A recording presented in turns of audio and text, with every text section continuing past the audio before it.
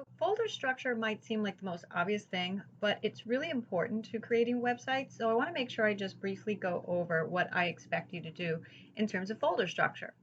So on your own personal computer, I expect that you have created a folder for this class. You could call it web art design, anything like that, but something that is specific to this class. Within that folder, you are going to create folders for all of your projects. So for example, after you're done with this, you're going to watch the tutorial with the basics of HTML tags, and we're going to be working on the markup of a text for a restaurant called Black Goose.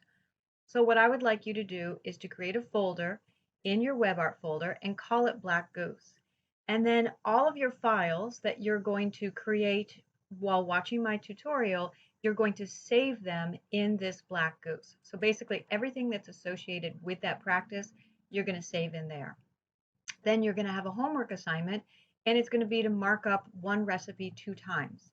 So what I'm looking for is that you create a folder called recipe or recipes.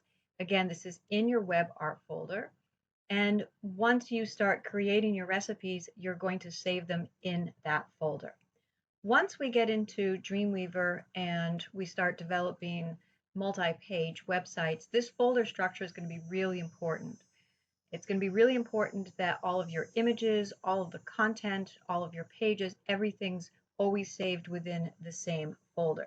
So even though it's not that important for your first practice and homework assignment because they're just going to be single HTML pages, I would still like you to get into the habit of always, before you start a practice, before you start a homework, create a folder of that name, and then as you're working, always save your files in that folder. Okay? And then let me know if you have any questions.